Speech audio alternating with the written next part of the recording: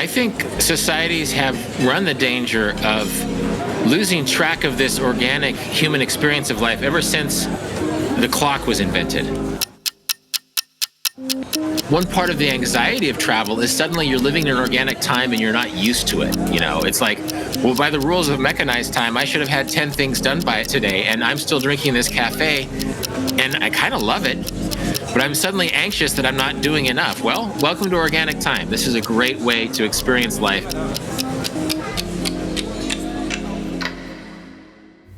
Today we are speaking with Rolf Potts, one of the all-time greats of travel writing and the author of the best-selling book Vagabond, which has inspired countless travelers over the years to get out there and explore the world in a conscious and meaningful way. He has an abundance of unique stories and pearls of wisdom from his decades of travel, and I'm so excited for you to hear them. Hi guys, welcome to the Armchair Explorer, where the world's greatest adventurers tell their best story from the road. My name's Aaron Miller, I'm a travel writer, and today I'm super honored to have one of the titans of travel writing on the show. I'm talking about the one and only Rolf Potts. I've wanted him on the show for ages, and I couldn't be more excited to share his stories with you today. And whether you're already familiar with his work or this is your first time meeting Rolf, I think you'll take away a lot from this conversation. We're going deep, and we have some great adventures in store. Are you ready? Let's go.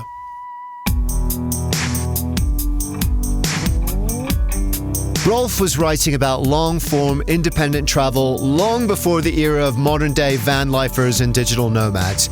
In 2002, his first book, Vagabonding, made waves and inspired generations of people to embrace a travel-centric way of life that's still growing in popularity today. And just last month, he released a follow-up companion book, The Vagabond's Way, which is a collection of wisdom, inspiration, stories, and philosophy on travel that will inspire anyone who's ever yearned to venture beyond their doorstep to get out there and explore more.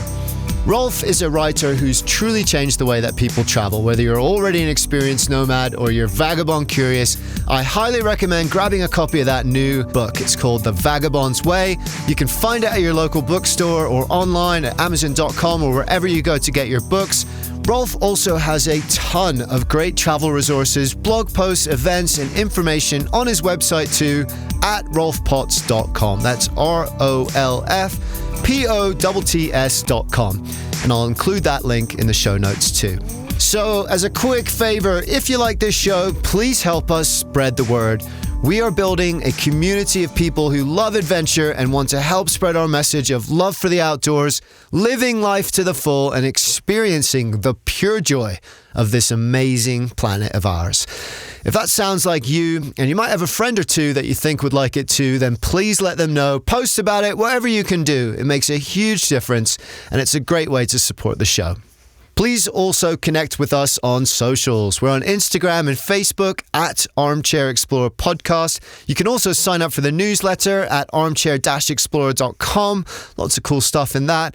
And if you're feeling particularly generous, buy me a pint. For less than the cost of a single frothy beverage, you can become a patron of the show and join our Explorers Club with a bunch of exclusive benefits, including ad-free shows. How good is that?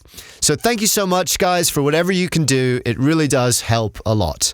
But for now, let's get into this episode. In the course of his celebrated travel writing career, Rolf Potts has written from over 60 countries across 6 continents. He helped pioneer the idea of low-cost independent travel, and he has lived up to his philosophy again and again through all sorts of unique trips. From traveling 900 miles via fishing boat to traveling for 6 weeks with no luggage at all. But I want to begin our episode long before that. Years before his numerous accolades and published books, when Rolf was a boy growing up in the sprawling fields of Kansas, when the rest of the world felt far away. I grew up in the middle of the United States. I didn't know that many people with passports. I thought maybe long-term travel was something that you had permission to do toward the end of your life when you retired from a successful career and you saved enough money. But I think life doesn't always reward one with free time after a life well lived. I mean, my grandfather was a Kansas farmer. He had worked harder than anybody I knew. He dropped out of school as an 8th grader to start farming because his father had died. And if anybody had earned his retirement, it was my grandfather. But his wife, my grandmother, got Alzheimer's disease as they were getting older, and he had to stay home and take care of her. Not that he dreamed of travel, but he wasn't able to enjoy the slower pace of retirement in a way that we are led to believe we can do in the United States. So when I was quite young, I realized that with an almost sense of desperation that I needed to make travel happen now. That my dream trip, my journeys couldn't happen at the end of my career, decades into the future. I had to find a way to make it now. And because I wasn't surrounded by that many people who had passports, who had traveled internationally or had even done much long-term travel at home, I just sort of decided to make this own trip happen. And I was in college at the time. And so I was working at a supermarket in Wichita, Kansas, my hometown. I would stock shelves all night. But as I was stocking shelves, I would dream of this trip I wanted to take around America. I decided I wanted to live in a van and travel around America. But as I was stocking shelves, it was as if the journey had already begun. This job that otherwise was not very glamorous and kind of hard and boring suddenly was infused with this new energy because I was already mentally on this journey that I knew nothing about yet, but I knew it was going to be good. Somehow, the fact that I was funding something special, the fact that I had given myself permission, and my first book, Vagabonding, is a lot about giving yourself permission to travel. It was as if the journey had already begun. Working hard and stocking shelves, Rolf saved enough money that summer to depart on his trip immediately after he graduated from college. He set out from Kansas in a beat-up van with nothing more than some modest belongings and a map. Now, I'll admit, early on in the journey, in these cold, drizzly Oregon days when the journey was first starting out, I felt anxiety. I felt like, what the hell am I doing? What on earth? Why did I ever think this was a good idea? And I think this happens with almost any trip, that there's a mixture of excitement and gratitude with anxiety and uncertainty at the beginning of the trip, because in a certain sense, travel, it jars you out of the routines that define your life. And without those routines to protect you, suddenly you are living in a much more raw way. And it can be rewarding, but you have to get used to it. But it ended up being 8 months. I lived in a van the whole time. I went to New York City for the first time. All these amazing cities. I sat in on the Donahue talk show. I stayed in a monastery in Massachusetts. It was amazing to see the monastic life. And I climbed all these mountains and I hiked in all these parks. But really, even though it's nice to have gotten a nice bullet list of things that I had done, my most grateful moments, and one I identify in the Vagabond's way, I talk about sitting in a tent in the Uintah Mountains of Utah. And I couldn't really tell you what exactly I did. I think I read some books and went hiking, but I just embraced that gratitude. I just sat in the sun and breathed in and thought, this is my life. If I was back home, I might be watching TV. I might have wasted this day. Instead, I get to look out on these beautiful mountains, the name of whom I didn't know at all until I saw it on my map. Again, this is before internet was ubiquitous. And I was able to just sit still and feel my aliveness and be grateful for all the things I had experienced in previous months. When I started the journey, I had a lot of things planned. I knew that I wanted to go to Mardi Gras in New Orleans, for example. I knew I wanted to be in Florida during spring break season. I was a young guy. I sort of prioritized partying. And those were nice. And I think for all of the plans that I had baked into the trip, that was a nice experience for structure. But at the end of the day, I realized that I liked being still. I liked not just having experiences, but savoring them. And by the end of the trip, when I was staying with family, friends, or friends of friends, they'd often say, you're sort of a bad traveler. You're not doing very much. And it's like, actually, I don't know if I can do that many more things. I want to savor the last thing I did. I want to enjoy the fact that it is February and I'm in Texas, or I want to enjoy the fact that it is June and I'm in upstate New York. And just instead of moving through a place, let a place move through me a little bit. One great thing I found in Key West, Florida was the fact that people clap at the sunset at the end of every day at Duval Square in Key West. And apparently it's just something that they always do there. It's almost a tourist cliche, but that amazed me so much that you could clap during a sunset. Why not, if not physically, internally clap every time you were grateful? I have had much more far-flung adventures. I've had much subtler and more spiritual adventures, but This trip was so effused with joy and gratitude, and I learned some lessons that it wasn't as dangerous as people said it wasn't as expensive as people said it was, and it wasn't as difficult as people said it was. A small seed had been planted in Rolf's mind, and with each new day on the road, it grew and grew. At 21, with very little money in the bank, Rolf had managed to travel for 8 months around the country, a feat that, on its surface, seemed out of reach for people with far more resources than him. This realization inspired his first book, Vagabonding, which encouraged his readers to understand that long-term travel was possible, it was safe, and it was affordable. It didn't have to be glamorous. It just meant being brave enough to let go of conventions. And one of the biggest conventions of travel is planning. Most people, especially now when every piece of information you could ever hope to know is literally at the palm of your hands, spend far longer planning their trip than they do on the trip itself. I get it. You want the perfect adventure, that dream trip. But the more he traveled around the world for weeks and months at a time, the more Rolf began to question this approach. I think there's a real expectations versus reality matrix going on here. And this can apply to adventure travel because there's self-described adventure travelers who are having a great time, but often they will plan the adventure in advance. They're sitting at home and they already have their guides organized through the internet. They know what route they'll go. And the physical joy of that journey is exciting, but really nothing is left to chance. You are physically climbing a mountain or rafting a river or hiking through a forest, but because the expectations are baked into the trip, because in a certain sense, expectations turn us into a consumer of travel. You know, once you've bought that great hiking trek through Bhutan, then you sort of put yourself in a position to be disappointed. Oh, the guides didn't cook as much food as I thought they would. And I don't want to knock planned adventure travel because I've done it and I think there's a lot of great experiences to be had. But I think adventure itself is when you leave yourself open to unexpected things. When maybe you show up in Nepal or Kenya without a certain sense of what guides you're going to have or even what mountain you're going to climb, and just talk to people and have different experiences and talk to travelers who are leaving the country as you're coming in. And that adventure mindset is something that can touch everything, regardless of whether you're hiking a remote mountain or you're just walking through a market in a village you've never seen before and you didn't know about before you started the adventure.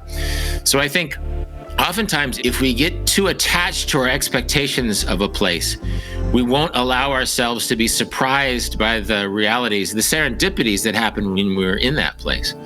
And so I think regardless of how you define adventure, if it involves mountains and whitewater rafting or just taking a bus to a town that you didn't know before you saw it on the reader board, I think having a willingness to embrace the unexpected is really part of what makes an adventure an adventure. If you have time to just go in and see what happens, you know, the idea of let's go see. What is it like in Uganda? Well, let's go see. Let's not have too many expectations. Let's go see. Let's go talk to people who live there. Let's talk to other people who are traveling there and not limit what we think is possible until we have set eyes on that place and we can follow our heart instead of our itinerary. So, in the spirit of being open-minded and easygoing, always continuing to channel the ethos of that first road trip, Rolf visited a country with plenty of options for spontaneity and adventure. It's a country I've always wanted to see. It's Indonesia. Indonesia, it's sort of a misleading word because it's this island nation. I think if you count all the islets, there's like 17,000 islands and islets in Indonesia. And you can say Indonesia, but Sulawesi is different than Sumatra, which is different from Flores, which is different from Java or Bali. When I made it to Lake Toba, which is a legendary part of the Banana Pancake Trail, there were very few non-Indonesians there. I was paying $12 for this hut on this great volcanic caldera lake. I could jump into the lake from the rail of my balcony. My toilet didn't work very well, but I didn't care, you know. At the end of the day, I'd rather spend $12 in this beautiful place that feels like it's paradise than spend $200 for a super air-conditioned place where I can walk down and get a bowl of curry from the kitchen. And I realized that travel is hard in Sumatra. The roads are not as good in Bali. There's not as many people posting on Instagram from Sumatra. But it's a place where if you're willing to put up with a pretty crappy 18-hour share taxi ride, you can end up in a part of the island where for $18, you get a beach hut, 3 meals a day. You can stumble out of your beach hut every day, swim in a reef full of butterfly fish. You can eat fresh fruit and rice and feel like you're living in some reality show of paradise. You know, I just couldn't believe how awesome it was for almost no money to be living in this place. And one amazing part of it is that it was in a part of Sumatra where dynamite fishing and palm oil plantations are sometimes messing up the environment and making a very extractive economy. They were importing tourists, and not just any tourists. It was a bunch of dirtbags spending $18 a day. They were basically protecting this very pristine part of the Sumatran coast from dynamite fisher and palm oil fishermen because it was so beautiful, because it felt so great. So we often talk in terms of bucket lists or over touristed places, but I think you don't have to get that far off the tourist trail to find an amazing place that is not just affordable, but is amazing, and where 97% of the dollars you spend in that place is going to feed into the economy of that place and make it more sustainable for the people that come after you. So again, I'm not going to knock bucket lists, and amazing times are being had in Bali, but why not try Sulawesi? Why not go to Flores? Why not go to Lombok or East Java? For $8.50 a night, I was on a little hut on stilts above a lotus pond. I could hear a waterfall cascading down a cliff away from me. I arrived there on motorcycle because there aren't buses that go there necessarily. And for $8.50 a night, I had the blessing of being in this place that felt like, you know, a movie set of paradise or something. But the great thing is that it wasn't a movie set. There's no front stage or backstage. It just was what it was. And the price for getting there was, one, being willing to go to a place that I didn't necessarily know a lot about, and two, being willing to be uncomfortable on my way there. As he continued throughout Sumatra, Rolf focused on stepping away from planning and expectations. He was determined to let this place present itself to him and show him what it had to offer, complete with bumpy roads, subpar toilets, stunning, lush waterfalls, lotus ponds, and everything in between. In many ways, he succeeded in letting the country reveal its own treasures, and in doing so, Indonesia taught him lessons he didn't even know he had to learn. I have a chapter in the new book about how I crowdsourced a restaurant recommendation in Bukit Tinggi, Sumatra, where I wanted to eat rendang, which is sort of a coconut curry dish that's often eaten with beef or chicken. It's from the Minangkabau people who are indigenous to that area. And so I went to TripAdvisor and I found a restaurant where it was served, and I went there and it was fine, but it was sort of empty. And in retrospect, I realized it was catering to the tourist bus trade, that everybody who'd reviewed it on TripAdvisor were people who'd been passing through Bukit Tinggi in an afternoon, and they liked their rendang that they ate there, but they weren't local to Bukit Tinggi. I realized that I'd walked through a crowded market full of Bukit Tinggi natives eating delicious food on the way to my crowdsourced recommendation. And since then, I was humbled. It's like, just look for a crowd. You don't need to crowdsource something from an app or a website when you can just walk out with your nose that works, with your eyes that work, and think, where are people who live here eating? And not only is that going to get you an experience that is less expensive than the tourist bus rendang restaurant, but you're also going to be sitting there shoulder to shoulder with people who live in the city, and following crowds instead of crowdsourcing taught me the lesson that there are way more experiences to be had in a single neighborhood of a single city than anything that you can read about online or can dream about before you show up and start following your nose and following crowds. Sumatra is the 6th largest island in the world, larger than the entire state of California and then some. In the course of several weeks backpacking there in this one island, it changed him in ways he could never have anticipated. He learned to tear up the guidebook. He had learned to follow his instincts. He learned that true adventure is found in the unknown and unexpected, that it's built on faith and an open mind. But unsurprisingly, in a place so vast, Indonesia had one more lesson in store for him. I went to the Mentawai Islands, which is an archipelago about 2 hours west of Sumatra. It has indigenous people who are living not Stone Age lives, but lives that are far closer to the Stone Age than they are on the coasts. The reason that they are living such primitive lives there is that there aren't roads that go through the Mentawai archipelago. There are a few, but they're usually on the coast. You have to walk through calf-deep mud in the jungle for hours, if not days, to find these communities. And there's a certain subset of travelers with whom this is popular because they have their own tattooing ritual there. Basically, it's a piece of palm wood with a nail through it, and they dip it in coal and burnt sugar, and they hammer tattoos into you. It's a pretty hardcore way of getting your tattoos. But what is normal in this part of Sumatra is just different from what is normal in another part of the world. So in a certain sense, we go to these parts of the world to experience otherness. The entertainment in these villages is when people come from another village or another hut and they sit around the oil lamp and they talk. And I had learned the Mentawai word for pig, and I realized that they had a 30-minute conversation tangent that was just about pigs, because that's what was interesting in the village. The pigs lived under the huts.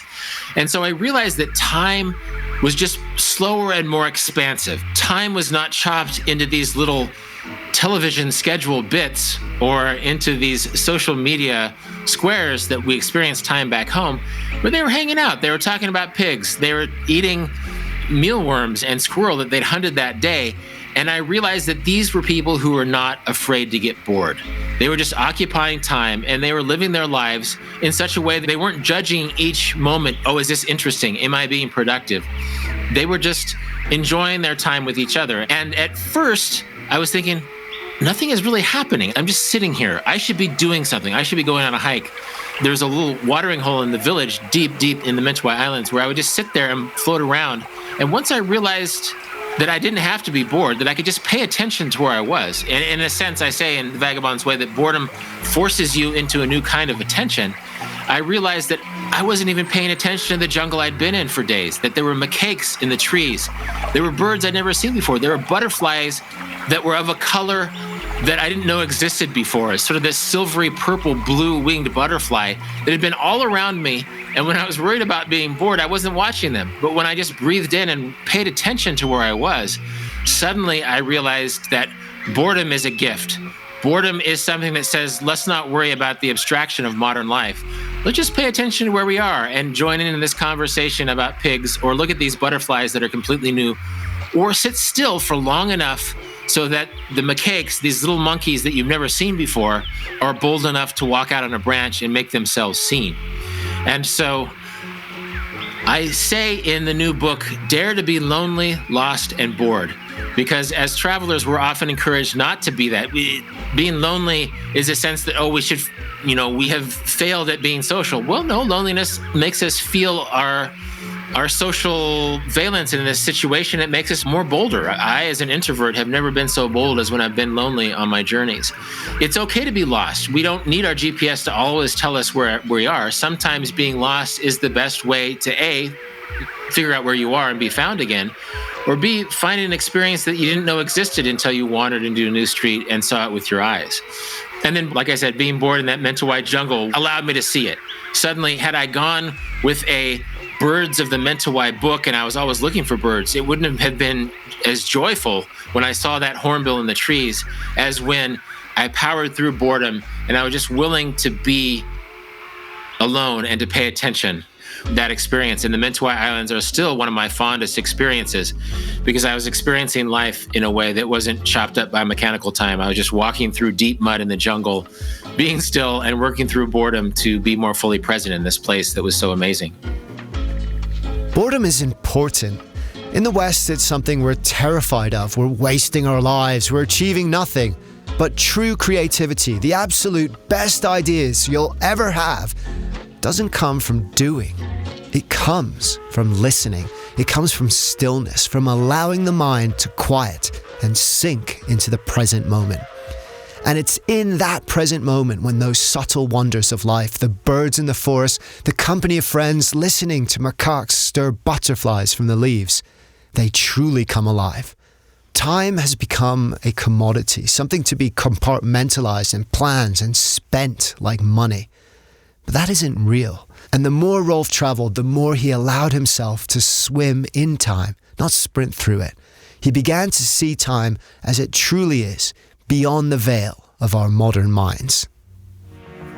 I think societies have run the danger of losing track of this organic human experience of life ever since the clock was invented.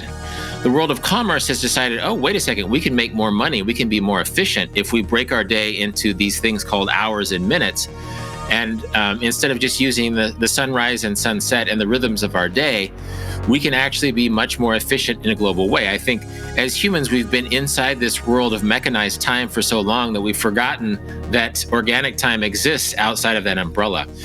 I think that this abstraction of mechanized time is something that we can filter through our lives without really even thinking about it. And I'm not saying this is just something that happens in travel. Literally, this is how we live our lives at home. We're rushing. We have alarm clocks that tell us by the rules of mechanized time when to wake up. We have work lives that is set by schedules, and we have meetings and we have Zoom meetings, and tasks need to be done by certain times. And so I think what travel can do, it's pretty rare actually. Travel allows you to just let go of mechanized time and enjoy organic time for a while. Nobody knows you in this place. You can just sort of walk until your day becomes interesting. You can wait and see what happens. You can be a fool a little bit and learn a few new lessons in this new place without really superimposing this idea of itineraries and mechanized time and abstractions into your travel experience. And again, it's easier said than done. I think one part of the anxiety of travel is suddenly you're living in organic time and you're not used to it. It's like, well, by the rules of mechanized time, I should have had 10 things done by today, and I'm still drinking this cafe, and I kind of love it, sitting in this cafe in this beautiful city, but I'm suddenly anxious that I'm not doing enough. Well, welcome to organic time. This is a great way to experience life. The idea that we could do better, we could optimize this day. Could we? Do we need to optimize this day? Why can't we just enjoy this day? Why can't we just enjoy the time that life has given us and just breathe in and enjoy it without worrying about what else we could be doing? This is one of the amazing things about Rolf as a writer and as a human being. Once he'd realized that it was important to slow down, to embrace the discomfort of organic time and boredom, the more he truly lived those ideas, not as an abstraction, not as an idea, but in every day of his life. This is the Vagabond's way, and he dedicated his life to it. He had many more adventures, and one of his most memorable was a journey across Myanmar, inspired by the coolest 1930s motorcycle traveler that you've never heard of before. Well, I bought a bike when I went to Myanmar because it was sort of it was a limitation. Biking forced me to go slow. It forced me to go with the power of my own legs. And I illustrate this in the Vagabond's way, that really your mode of transport will affect how you see a place and how you are seen in a place. My example was the great 1930s traveler Bessie Stringfield. And at a time when Black Americans couldn't necessarily ride every train across America, Bessie Stringfield traveled America on a Harley Davidson. And so at a time where she didn't really have permission, sadly, to ride certain conveyances, she just went her own way. She was a very tough, extraordinary woman, and she would toss a penny in the air, and where it landed on the map is where she would go. This was 10 years before Jack Kerouac and On the Road, that she was making her own way. Actually, I just learned of her story quite recently, but early in my travel career, I realized that the most efficient way between this city and this city in a place like Burma isn't necessarily the best way to experience it. So I went bicycle shopping. I decided that, Burma isn't too mountainous, so I was going to ride a one-speed bicycle. I'm pretty tall, and so in Myanmar, I had to shop in the town of Mandalay until I found their biggest bike. It was still a little bit small. It had one speed, and it kept me super slow, but actually going slowly through Myanmar allowed me to see things that I had not noticed from the window of the bus or the train or even the riverboat. And it's the place where I've gotten the cheapest mangoes I've ever gotten. I got like 7 mangoes, delicious mangoes, just like you break open the skin and juice practically flies out, for about a nickel. I bought the cheapest pitcher of beer I've had anywhere in the world, which is 40 US cents for a giant pitcher of Myanmar lager. It was fantastic. I loved it. Another great thing is that technically it was rainy season. A lot of people in Thailand, which is adjacent to Burma, said, oh, don't go there during the rainy season. It'll ruin your trip. Well, I got rained on a few times on my bicycle, but I sort of had these places to myself. At a time when I would go to a big tourist site like Vagabond in central Myanmar with all the beautiful, sprawling Buddhist stupas across the plain, I was sort of the only guy there, and people had more time for me. And monks invited me into their monasteries. I slept in a few monasteries on that bike trip. Bhutan is amazing. Bhutan is one of those places that automatically rewards its bucket list status. It was sort of rainy and drizzly when I was there, but the sun was breaking out through the clouds and shining light on these various gold stupas that were just spread out across the valley. There's so many of these stupas, and it's this feeling of otherness. There really is no other place like it, where you're in this valley and there's these giant stupas, some of which are gold leaf, some of which are falling apart. And you realize that this was a special place to the people who built this thousands of years ago, and you are communing with that presence. And you just realize that you're never going to fully understand what this place is and what its significance is, but you get to experience it for a while. And so it was really just a matter of riding from stupa to stupa across this big plain. And I spent the whole time just riding another stupa, climbing to the top, taking some pictures, talking to some people. Actually, I had some interesting touristic souvenir experiences, because I didn't really want a souvenir, but the souvenir vendors didn't have much business during the rainy season. And so they're like, oh, here's a marionette head. And it's like, I don't want a marionette head. And it's like, well, give us an offer. And I just lowballed them. It's like, oh, well, here's $3, and they're sold. So I have weirdly, I have all of these souvenirs from that experience too. And sometimes souvenirs can be seen as this kitschy fallen object. Souvenirs are not as significant as the place they were, but I'm fond of them. And I can turn around and look at those marionette heads now. I have one hanging on this wall. Actually, they're both hanging on this wall. You can see them in the Zoom. And so in a way, they are abstractions on my wall, but they remind me of that day on the plain of Bagan, and just having nothing to do but climb these amazing structures, which I didn't really know much about, and then ending it with a bunch of Burmese people who I hadn't known that morning, but were glad to share a pitcher of 40-cent beer with me. Basically, by breaking the rules, and actually anybody can do this because there are no rules for travels, they're just protocols that we end up going through places that are in the guidebook, and I'm not going to knock that, but simply by just going my own way with a paper map and a one-speed bicycle, suddenly I was jarring Burmese people. It's like, we don't usually see a dude going 3 miles an hour, with his cruddy backpack and taking such an interest in us, that in a way, I sort of had faith in the slowness of that journey, and I was rewarded with the generosity and exuberance and interest and good humor of the Burmese people I met along the way. So to this day, I went on foot across Israel for a while. I always try to find ways to force myself to slow down, and sometimes it's finding the slowest bicycle you have. Sometimes it's walking. Sometimes it's maybe just sitting still in the town square instead of rushing off to a place. But I often think back to this, and one thing I talk about in one chapter of the Vagabond's Way is I was just being on a riverboat someplace. I wasn't really sure where I was. If I went back to Burma, I don't know if I would be able to find it. But in the dark, with the stars in the sky and the moon glowing on the Irrawaddy River,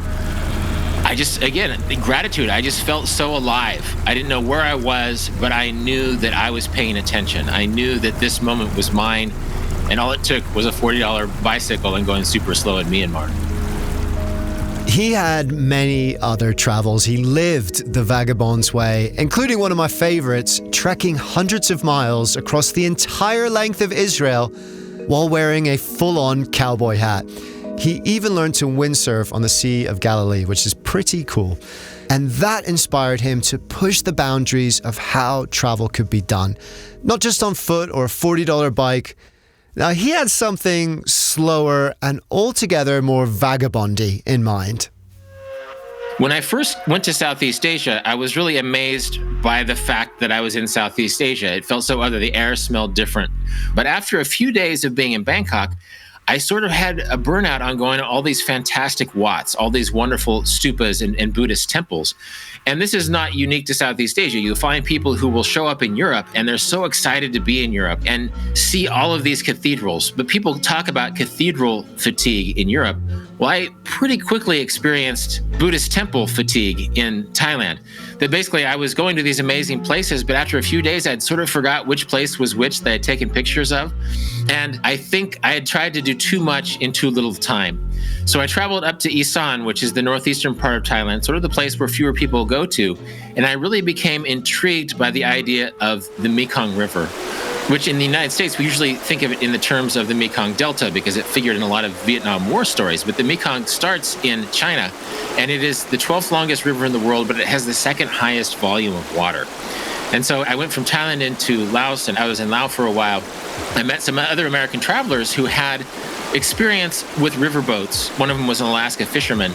And so in Luang Prabang, we went together and we bought just sort of a local Lao fishing boat, and we started driving it down the river. And now I knew nothing about riverboats, but the American fisherman taught me how to do it. And so I was fairly proficient in driving a Southeast Asian riverboat down the river.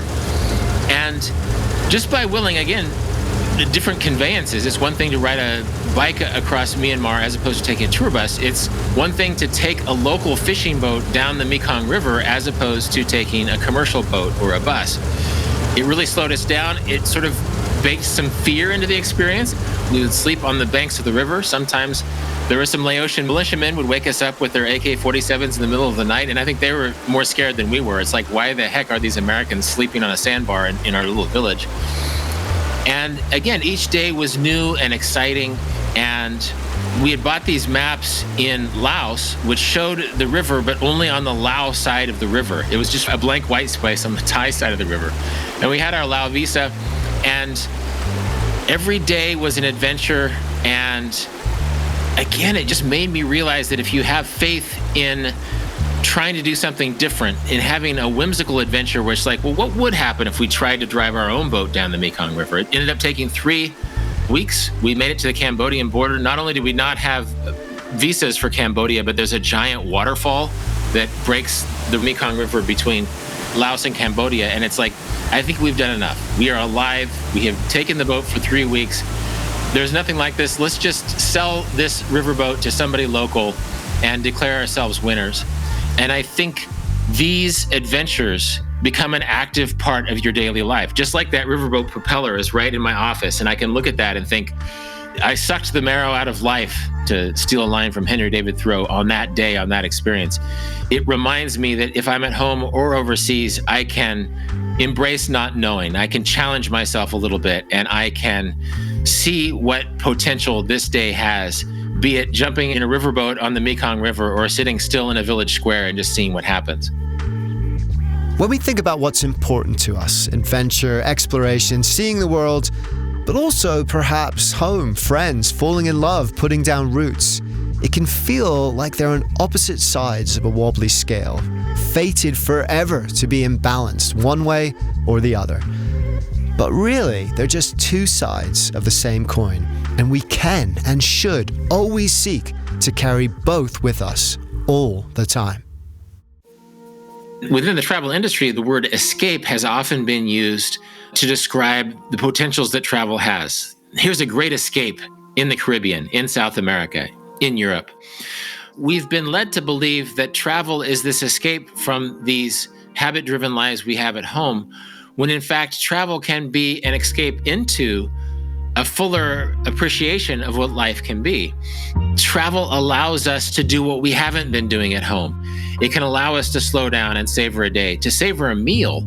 Seeing how people live on the other side of the world helps you refine what your idea of home is. That it's not about getting away from an undesirable place, but it's about coming back to a place you had sort of stopped to see and making it more desirable, being able to see this place in a new way. And so I think sometimes some of my favorite travel moments are not necessarily those cool bucket list items, nothing against bucket lists, but it's like oftentimes it is those quotidian things. It's like going into a supermarket in Spain or in Vanuatu and realizing that the ingredients are a little bit different and the layout is a little bit different, and then just realizing, okay, this is really a lens. As much as anything that's on my to-do list of things to experience in this place, is these little details that are really putting me into a moment.